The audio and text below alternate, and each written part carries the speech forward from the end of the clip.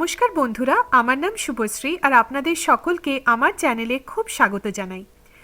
আমি আপনাদের সঙ্গে আজকে শেয়ার করব মিষ্টি কুমড়োর একটি খুব অন্যরকম মজাদার রেসিপি, কুমড়ো ভর্তা। এই কুমড়ো ভর্তা গরম ভাতে থাকলে আর কিছুই লাগে না।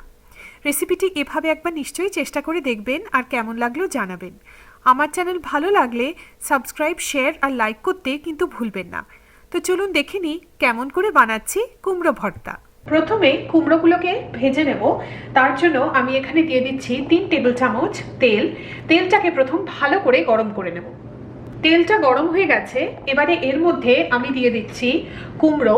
এখানে আমি নিয়ে নিয়েছি প্রায় 700 গ্রাম কুমড়ো। এগুলোকে আমি একটু বড় বড় কিন্তু একটুখানি সরু সরু করে কেটে নিয়েছি যাতে তাড়াতাড়ি সেদ্ধ হয়ে যায়। এই কুমড়োগুলোকে এবার এই তেলের মধ্যে আমি দিয়ে দিচ্ছি। এই কুমড়োগুলোকে এবারে মিডিয়াম থেকে মিডিয়াম হাই ফ্লেমে আমি ভালো করে ভেজে নেব। আর এই কুমড়োতে আরও আমি দিয়ে দিচ্ছি কিছু সামান্য নুন। আমি এখানে 1 চা চামচ মতো নুন নিয়েছি। সব কিছু মিশিয়ে কুমড়োটাকে ভালো করে ভেজে নিই। আর ওলট পালট করে ভেজে নেবেন যাতে দুদিকই ভালো করে ভাজা হয়ে যায়। কুমড়োগুলো ভালো করে ভাজা হয়ে গেছে, সবকটা কুমড়ো ভালো সেদ্ধ হয়েছে। এবারে দেখছেন এই যে কুমড়োগুলোতে যে একটা চার লুক এসছে, এটা হলে কুমড়ো ভর্তাতে কুমড়োটা খেতে খুব টেস্টি হয়। এবারে একটা কন্টেনারে আমি এই ভাজা কুমড়োগুলোকে আস্তে আস্তে তুলে রাখবো।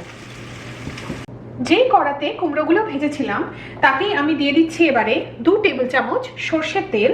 সর্ষের তেলটাকে প্রথম ভালো করে গরম করে নেব।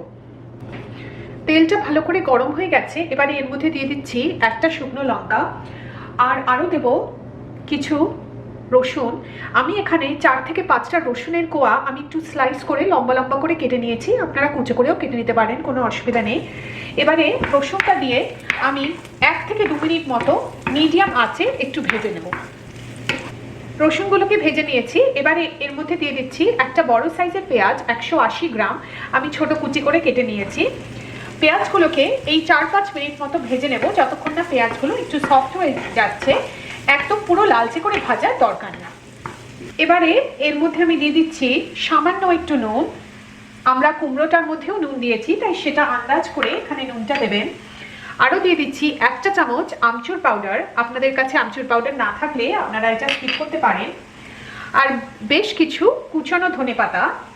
ধনেপাতা কুমড়ো ভর্তাতে খুব সুন্দর একটা টেস্ট আসে, এটা দিয়ে দিলাম। আর এবারে সবকিছু ভালো করে মিশিয়ে আরও 1 মিনিট মতো আমি একটু ভেজে নেব। আমাদের কুমড়ো ভর্তার জন্য মিক্সচারটা একদম তৈরি হয়ে গেছে। এবারে ওভেনটা বন্ধ করে দেবো আর এবারে কুমড়ো ভর্তাটা বানানো শুরু করব। যেই কন্টেনারে আমি ভাজা কুমড়োগুলো রেখেছি সেটার মধ্যে এই যে এখন মিক্সচারটা বানানো পেঁয়াজ রসুনের, সেই পুরো মিক্সচারটা এর মধ্যে আমি দিয়ে দিচ্ছি। সবটা মিক্সচার দিয়ে দিন। এবারে সবকিছু খুব ভালো করে মিশিয়ে নেব আর এই কুমড়োগুলোকে একদম পুরো ম্যাশ করে নেব। আপনারা হাত দিয়েও করতে পারেন, যেটা সুবিধে। সবকিছু ভালো করে এবার মেশাতে থাকবো। আমাদের কুমড়োর ভর্তা একদম তৈরি।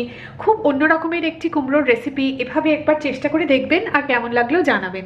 আমার চ্যানেল দেখার জন্য আপনাদের অনেক অনেক ধন্যবাদ।